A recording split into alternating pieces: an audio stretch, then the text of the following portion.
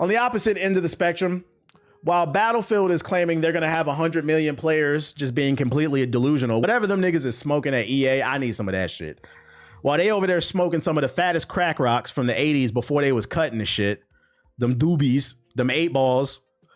On the opposite end of the spectrum, Battlefield's competitor Call of Duty is having a bad time. Call of Duty World War II, Xbox PC version is taken offline due to security issues. For those unaware, if you're wondering why it disappeared off your hard drive, Activision has pulled Call of Duty World. I don't know who the fuck is still playing this game, but Activision has pulled Call of Duty World War II on the Xbox and PC offline just days after it added to the Game Pass amid reports of hacking via remote code execution.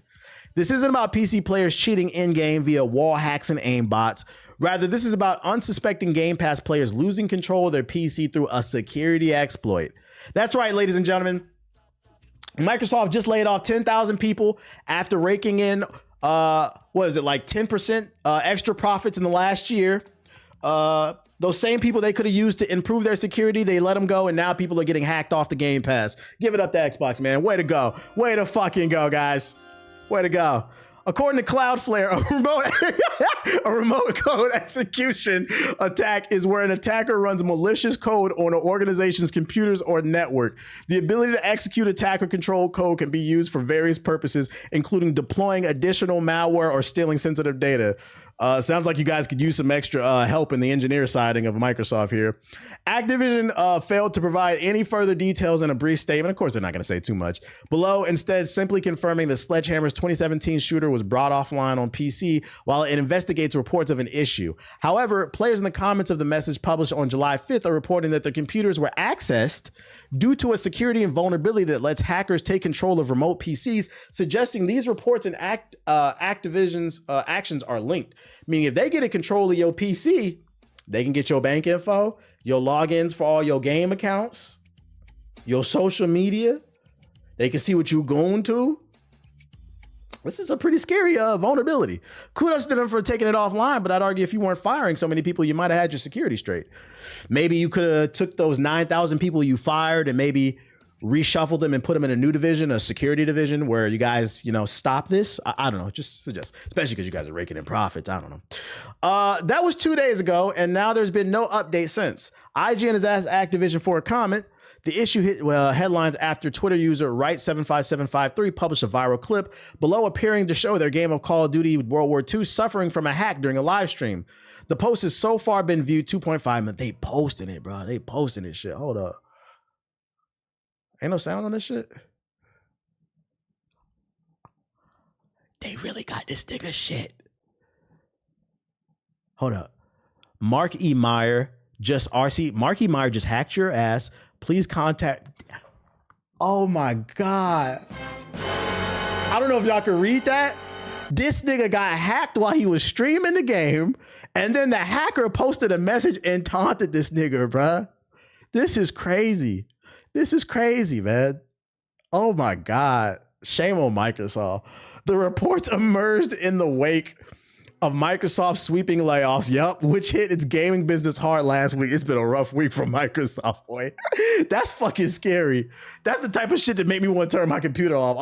Oh, you know that meme of the old man? Oh, hell no, hell. You just fucking turn, oh, hell no. You pull the plug out that bitch. Hell no, bro. I restarted this bitch. This is fucking crazy, dude. Call of Duty developers are among the many Microsoft-owned studios to suffer job cuts, although Microsoft has so far failed to detail exactly how many employees were affected. My thing is, like, what makes this funny is it's Call of Duty. Why was Call of Duty the only game on the Game Pass that was able to get hacked? That's crazy. Yo, shout out to Jeff E with the super chat. He said, man, game development is a volatile industry to work in. I'm gonna just stay in this forklift, dog. It is, man. And the unfortunate thing about it being so volatile is they don't make a lot of money. Last I checked, the average game developer makes about $70,000. And depending on where you live, that could be good or bad money. If you're in the Midwest and the South, you might be okay. But if you're in a northern state, like if you're in the Northeast or the East Coast or the West Coast, you're scraping by. You probably got a roommate. And then you're working all the time, 24/7. I've been to some of these game studios. They got showers, gyms in them bitches. They have whole cafeterias. Like, they never leave, especially during like the last 3 to 6 months of development. These people don't get to see, if you got a family, you don't get to really see your family. You said, seriously? I'm being dead ass, bro. I'm being dead ass. I've been to Epic Studios in North Carolina. I've been to 2 different EA studios in Canada. We've been to one in Sweden. Yeah, these places have like weight rooms. I remember EA in was it Vancouver? I think it was EA something. I don't know. They had a whole basketball court. They had a whole soccer field. They have gyms. They have shout. Like these people don't leave, bro.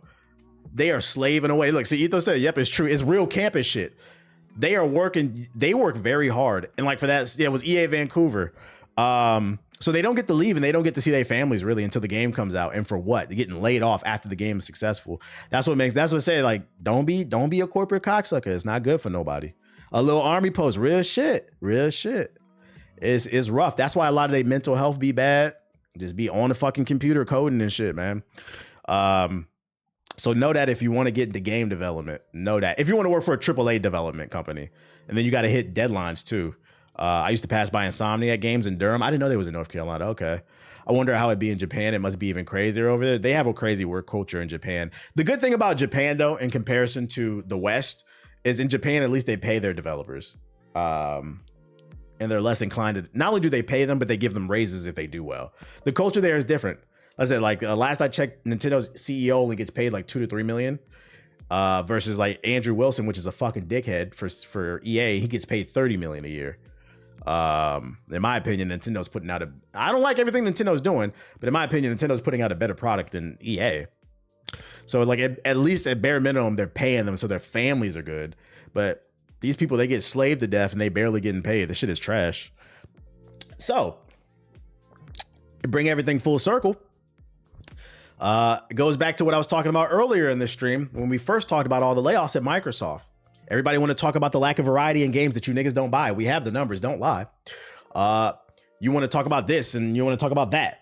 The main problem, the biggest issue in games right now is the same issue that affects most things that are going on. I can't speak for other countries, but here in the United States, the problem is, let's say it together, chat, capitalism. Motherfuckers are greedy. The CEO of Bungie has 25 cars.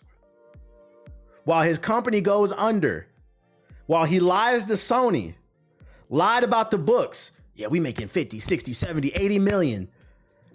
Which, you know, kudos to him because he finessed Sony because Sony's dumbass didn't check. They didn't do an audit. You should have audited the nigga. Now you got finessed. I don't feel bad for no corporation. He lied. He fucking lied. You said a car. I'm being dead ass serious. That article came out. He had 25 cars. It was like 20 cars and like 5 motorcycles or something like that. I think that nigga had a boat from SpongeBob or some shit too. A drivable boat. That is the fucking problem. The greed. Pay people. We're going to keep driving this home, guys. We're going to keep driving this home till we get it. We're going to get this lesson. We're going to have to learn the concept of supply and demand. Other news. But this is this shit is fucking, it's sad, but it's also funny. The fuck that he was taunting him and shit. Sony will get that money back trust. Well, I don't know, man. Sony's had a rough couple years. You got to keep in mind. You got to keep in mind, dog. Not only did Bungie finesse Sony, but then Concord flopped, which was Sony's fault because they didn't advertise that game correctly. So they've had some big L's in the past couple years. And they're still super focused on live service games. I don't know why. TBS, I tried Elden Ring because of you, and I have not had a game I've obsessed over in a long time. Hey, shout out to you for keeping an open mind. That's what it's all about, man. Better late than never. That's what it's all about. Find what you like and enjoy the game, bro. You probably about to do 2-3 builds now. Keep an open mind. Sony ponies don't buy their games. They don't buy nothing. Speaking of capitalism in the government, this is not gaming related, but I say this article just so people know, because I know there's a lot of Gen Z in the chat, and 70% of the TikTok's users are Gen Z and Gen Alpha. US TikTok users may soon have to switch to a new version of the app. ByteDance is said to be building a new US-only version of the TikTok app that will release on September 5th, according to the information. The company is moving ahead with this plan to comply with the legislation requiring it to sell its TikTok business in the US or face a nationwide ban. The report suggests that folks in the US will have to switch to the new app called M2 in order to keep using TikTok. It said that ByteDance will remove the existing TikTok app from the US app stores when the new one debuts. It believes that the current version of the app will stop working in the US next March, though the timeline may shift. For those who don't understand all the corporate jargon here, let me translate it for you here, guys.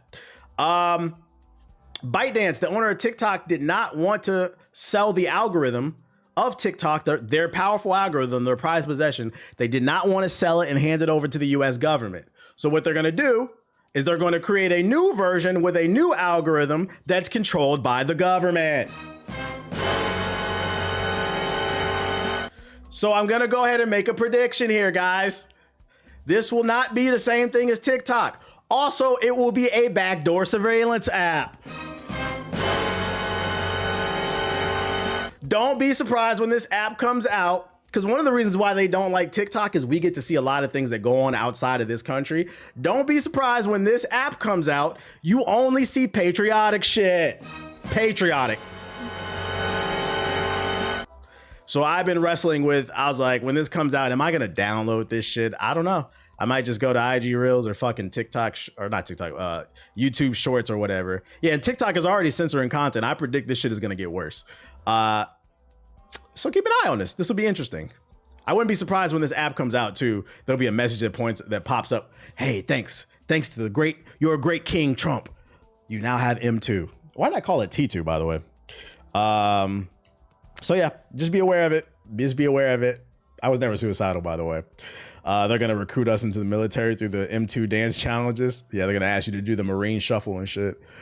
And more positive news. Insomniac devs reveal studio has more brewing than Wolverine. While we already know that Insomniac Games is working on Marvel's Wolverine for the PS5, it appears the studio has unannounced projects they're also working on. Nothing has been formally announced regarding this, but an Insomniac Games developer has confirmed that the studio is working on multiple projects.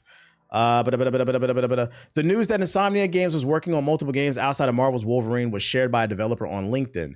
The dev, whose name will leave out to protect their identity, it's already on LinkedIn, as a senior character and concept artist who mentions their projects as Wolverine and two unannounced games. This developer also worked on Marvel Spider-Man 2 as a character and concept artist. While Insomniac Games hasn't announced any projects outside of Marvel's Wolverine, the infamous Insomniac Games data breach occurred in 2023 should give us an indication of those unannounced projects. It's probably Venom. I don't know. They're going to make it look like it was an accident. We heard nothing about Wolverine in years. I feel like what's going to happen is it's going to be like Ghost of Yote. We didn't really hear anything about Ghost of Yote after they announced it. And now we're getting a state of play 2 days from now. So I predict it will come out next year and we'll just get a random state of play either at the top of the year or towards the end of the year, because they probably would want to release this game around Christmas time. So I wouldn't be surprised if we get like a summer state of the play for Wolverine, just dedicated at like 30 minutes, and they're going to finally show the game off. Until then, they're going to be super quiet, just like they did with Ghost of Yote. But the other two games, we know they're working on a Venom game, and then it leaked they're working on like X-Men or some shit like that. I don't know.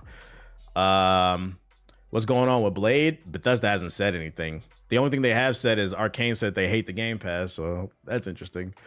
Leak showed X-Men game with Ratchet and Clank and Venom. X-Men is cool. I don't know if we need a Venom game, especially after the Venom section in Spider-Man 2. I think the moment where you got control of Venom was really cool. Like, oh shit, I'm about to play Venom. And then when you actually played him, I didn't really find that section to be that fun. It was underwhelming. So if they come out with a Venom game, it's got to be really innovative. It's got to be really different from the way that Spider-Man plays. Because if it plays like that section in Spider-Man 2, to me, that game's going to be I want a Flash video game. I think trying to figure out how to scale Flash's abilities, that's all the DC is rough. That's why they keep making Batman games. I don't need a Venom game. I want the Carnage DLC. Yeah, what a Carnage DLC, bruh. Got to play more like a Hulk video game with good. Yeah, if it played more like a Hulk video game where he's just jumping around destroying, yeah, I would be with that. EA is making an Iron Man game. It's supposed to come out like in the next 2 years. They are working on the Iron Man game. But yeah, I wouldn't even to play like that. I don't want it to play like, because between Peter and Miles Morales, like we've had enough of that. It's got to play completely different. And I feel like it played too samey, that section in Spider-Man 2. So I mean, I'll keep an open mind. We'll wait for the trailer, but I wasn't a big fan of that. It was a little underwhelming is what I'll say. Kind of like the Prototype games. Yeah, Prototype played like Hulk Ultimate Destruction. It did kind of like that. His full name and occupations on LinkedIn, and they hide it. That's what I was saying. Like you just referenced it. If I really wanted to, I could go on LinkedIn and find that. Like why even say that? Anyways, Former Sony devs next game looks like a Call of Duty, but with a huge open world. Former Sony Online Entertainment chief John Schmeldy and his new team at Distinct Possibility Studios unveiled their first game, Reaper Actual.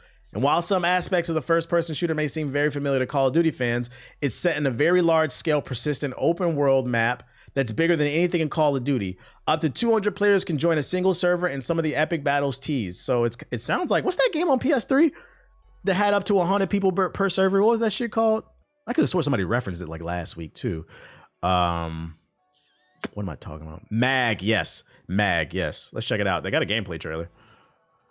New game. For the people who said there ain't no games to play, new game alert. Last week, I showed like 10 new IPs that are coming. We're showing a new IP now. For all the niggas that swear there's nothing to play. PlayStation niggas that don't buy nothing. Another new IP. Now, is it good? I don't know. Let's see. I'm Tramel Ray Isaac. I like it already, black man. Officer here at Distinct Possibility Studios, and this is my good friend. Hey, I'm Matt Higbee. I'm the Chief Creative Officer here at Distinct Possibility Studios. And we're here today to talk to you guys about our new game, Reaper Actual.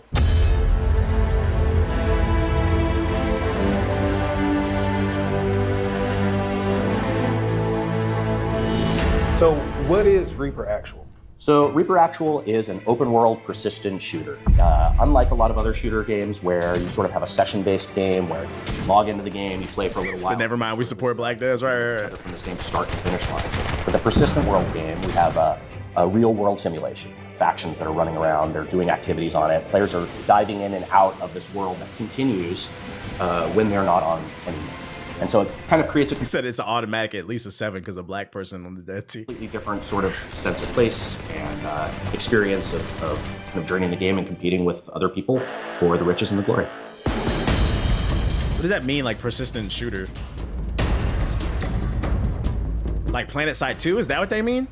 So you as a player not only have this persistent world that you're playing in, but connected to that world is your player base. So again, I ain't gonna hold you. This frame rate is struggling. It's not something where the session ends and I go back to where I collect my items. No, I go back to my base. My base exists as a location in the game world. I can go into and out of my base back, and I can, Buzzworld Central. Outfit my guys, sort of make some choices around my items, and then go straight back into the action without having to wait for a new session or matchmake for new players. And the game world continues. Well, I'm not there, so the battles that I was... So it's PlanetSide 2. Yeah, that sounds like PlanetSide 2. Which, I'm not gonna lie, I loved PlanetSide 2. I just gotta see what it's doing different. Fighting in can continue to be fought, and I can return right back to that kind of where I was in the world. What up, Milk? Nah, it's not a fancy way of saying extraction shooter. The way PlanetSide 2 played is, it's basically like Battlefield on a grand scale. So there was like a bunch of areas on the map that you had to capture, and if you captured them, you had to fight for them. Your team would win. There would be like 3 different factions. The problem is because it was a persistent world, when you got off the game, there were other people still playing. So I played PlanetSide 2 hardcore for like 2 years. I never won a game. That's why I stopped playing the shit. That was my issue with it. So I'd be curious if they can find a way to solve that issue, because I want to be able to win a game. Yeah, 24/7 ground war. Like if there's like 4 factions in the game, right? And you cap a zone, you should be able to cap that zone and hold it for at least like 8 to 12 hours or something like that. So then we can focus on getting another one. You should be able to, if they do that, it could be fun. It could be fun. I know that I love Morova because it gives us so many opportunities for storytelling, but I think from an artistic... This is going to require a lot of coordination with friends. Too, right? Yeah, for sure. Yeah, PlanetSide 2 would have 1,000 people playing at once. That shit was fire. Robots everywhere, planes, that shit was fire. When you want to fight, it was fun. The island itself is made up of many different biomes and many different locations. So we got like port cities, and you got like a major city as well, airport and villages, and farms in between, rolling highlands. Sliding like Call of Duty. It gives our team the ability to kind of flex their muscles in many different ways. So I think the players will be able to enjoy that rich environment. This game is going to need a really good anti-cheat system too. All right, so Matt, tell me what a Reaper is. So Reapers are collectible operatives that you play in the game. They have access to their own arsenal, they have access to their own tools.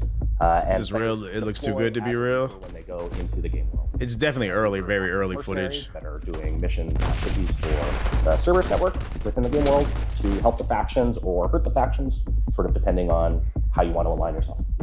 So we're using a different scan technique that allows us to get details down to the thread on the characters, so that we can up-res at any point in time. When we're talking about 2030 or something and the game is still rolling, we can hit 8K textures if we wanted to. Confirmed not coming to PS4. I already like it. 8K textures confirmed. So just that process alone was one of the things that I thought was would allow us to make the characters stand out from all the rest of the competition out there.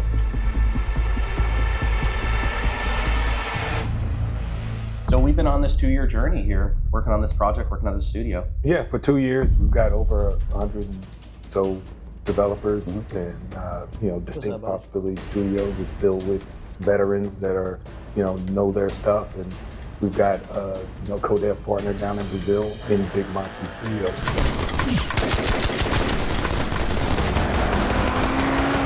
Also, I think what will make or break this game too is the objectives. We understand it's a persistent world, but what type of objectives will we be doing to keep people interested? What are players going to love about this game? I mean, I think one of the things people are really going to appreciate about this game is how the persistent open world nature of the game gives us so much more depth for content and storytelling over time. I think we're going to be able to create an Protect the computer? Nah, I'm out if it's protect the computer. I've never actually been able to have in an online game before. Reaper Actual, coming soon. Reaper at why not call it like Reaper Squad or some shit? I keep an open mind. The frame rate was dropping, but I'm pretty sure that's early footage, so I'm gonna give him a pass on that. I say I keep an open mind. Yeah, the title of the game is terrible. They should have called it Reaper Squad or Reaper Crew, something like that. I keep an open mind on it. I gotta see more, but it's a new title coming. The name just sound corny to me. It's not like a mobile game. It does sound like a mobile game. That's what I would tell them. Change the title, guys. Reaper Squad, Reaper Boys. I don't know. Reaper actually, actually Reaper. We good off that. We'll keep an open mind on it. Please skip the My Hero section. Nope. Speaking of a group of gamers I can't stand, since Sparking Zero is dead, we have the next game that's gonna die within 3 months. Because it's once again another arena fighter, I believe, that you niggas are gonna hype up. During the Bandai Namco event, they revealed that a new game is coming called My Hero: All Justice announced for the PS5, the Xbox Series, and the PC. Publisher Bandai Namco and developer Viking have announced fighting game, action game, My Hero Academia: All Justice for PS5, Xbox Series, and PC. They said, "I'm truly happy to finally be able to reveal this game to you all today," the producer said in a video message. This title is the largest console game based on My Hero Academia, a fighting action game centered around the final battle, the climax of the original story. In this title, we strive to deliver a fresh experience to both longtime fans of the My Hero Academia games, avid anime viewers alike, focusing on recreating the final battle with gameplay elements that let players immerse themselves further into the conflict and climax of the story. Currently, we're developing the game alongside the production of the anime's final season. Players will finally be able to experience a game-exclusive take on the final battle different from the anime. Please experience the intense final battle with you guys. I don't know if you guys know it's the final battle with beautiful graphics. We hope will do justice to the amazing art. You're gonna really feel like the family abuser that is what's the flame nigga's name? Endeavor. You're gonna really feel like the abuser Endeavor in this version of the game. Do they have gameplay for this shit? They don't got no gameplay, just pictures? Oh, okay, bet.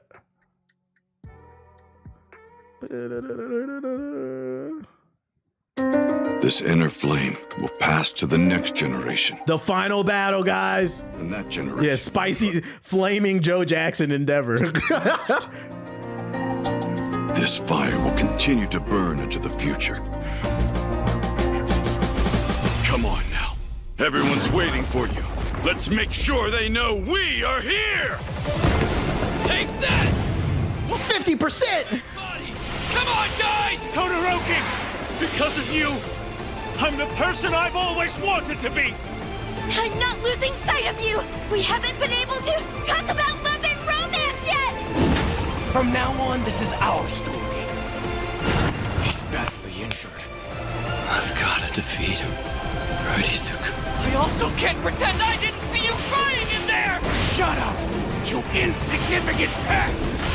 I'm going to stop you! Second gear! Third gear! Top gear! Overdrive! Detroit! For my class! Surprise! It's an Arena 3D brawler that I predict the dumbass anime gaming community are gonna say is different from Dragon Ball Sparking Zero, that's different from the 11 Naruto Ultimate Ninja Storms, that's different from the One Punch game, that's different from every other fucking anime fighter. They're gonna say it's different. They're gonna buy it. It's gonna be a fucking 5 or a 6 out of 10. They're gonna mash one button to do a crazy combo, and then a week later they're gonna say, guys, this isn't it. And I'm gonna say, you niggas should have known that because they've done this 25 other times. You said I was a hater. You said I wasn't intellectually enough to handle Sparking Zero, and I'm here to let you niggas know you're not intellectually enough to know that you are getting duped again. You're getting pimped out, and I'm here to laugh at you guys. You niggas might be worse than the fucking sports community, because at least with the sports gaming community, the Madden and the 2K niggas, they know they're getting pimped out. Them niggas know they're hoes, and guess what? They love it. That's why they hit the fucking block every year. You niggas put your pumps on for these anime 3D arena fighters. You put your lipstick on. You don't even know you're sucking corporate dick. Nigga, shut up. 6 out of 10. I'm calling it. We got another 6 out of 10 coming, guys. Fucking goofy ass game. And watch, when this shit comes out, it's gonna be a 6 or 7 at best, and you niggas are gonna play it for a week. You're gonna complain it's the same shit as the other same. I'm gonna say it happened, bro. And you know why? Because you don't demand better from Bandai Namco. You keep buying the games. If you guys want something different, stop buying it. What's the reoccurring theme we've had on this stream, guys? The biggest problem with gaming is what? Say it with me. Capitalism. They see there is a demand, they're going to supply it. If you stop buying it, they'll stop supplying it. But you can't stop smoking that crack. Give me another one, another one, another one. You people are fucking fiends. And you're the family member who's stealing my stereo. You stealing money out my wallet. And I love you because you my fellow gamer. But you got to take them Hawaiian Tang lips, that Hawaiian t-shirt, and that musty underarm and get the fuck out my house because you people don't listen, bro. And now I'm on your ass. So remember when this shit comes out next year, it will be a 6 out of 10. You'll say, no, we've got enough data on you niggas. We got enough. I will not be buying this shit. This is the same game as fucking the Bleach game that just came out 3 months ago. Fuck all these arena fighters. They fucking suck, dude. Y'all are not tired of tapping B to do a 100-hit combo with no depth. All right, bro. Shut the fuck up, bro. You seen RDC's reaction to it. They finally seen the scam of these anime games. And you know, I'm going to say kudos to them. Good, because they're a much bigger platform than me. And like I said, in order for change to come into the gaming industry, it's going to take people who are more popular than me, unfortunately, to speak up on these type of things. I'm not going to be a hater because I actually do want to see change. And rising tides raise all ships. So if they see it, if their compadres see it, cool. And they influence their fan base to stop buying this shit. If they make it cool. Just remember who said it first, guys. And remember how much hate he got when he said that shit, bro. Don't forget. But yeah, this is the final battle. I think this is the final battle. I'm not gonna lie, I had fun with Sparking Zero, but I understand why you hate that community. These motherfuckers don't know how to act. Yeah, at least with the Madden and 2K niggas, at least they wash their ass. Anime niggas, they buy the same game all the time. They get pimped out. They get tossed to the side like a little floozy. And they stink. You niggas was the anime commit. That's actually, a lot of y'all don't know. The reason I wasn't streaming all mid last week and all through the weekend is because I flew out of town. I heard it was anime week in LA, the anime expo. So I purposely took a flight out of the fucking city to get away from you stank ass niggas. I heard y'all was gonna fucking be downtown just ruining the city. So I'm going down south for the anime expo. Get away from me. Fuck this game. What am I about to say? Oh, in other news, LA Smog and Must. The gamer subs is going stupid. But yeah, that's the final game. That's the final battle, I mean. Potential footage for the canceled Damian Wayne Batman game leaked online. For those unaware, there's been a rumored. It got canceled, but before we got Suicide Squad, originally Rocksteady was working on a new Arkham game that would star Damian Wayne, an older Damian Wayne, taking the Batman mantle. I think it was supposed to be kind of like Batman Beyond type shit based off the art that leaked online. But there's some gameplay footage that leaked right here. Set off the gamer subs. Potential leaked footage of the canceled Damian Wayne game, codenamed Black Sabbath. Can we go screen? Yeah, based off the suit. I found some artwork online that made, let me see if I can find it. Damian. I put it in the YouTube thumbnail. Wayne, Batman, Arkham. Can't really tell because that fucking footage is kind of blurry. But yeah, based off this artwork, because this is the concept art that leaked online on Reddit.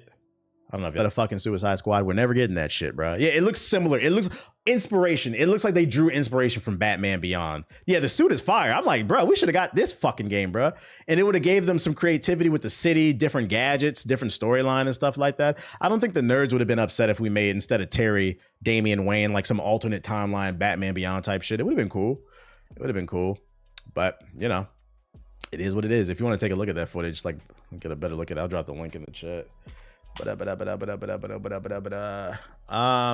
yeah, that's what I got for you right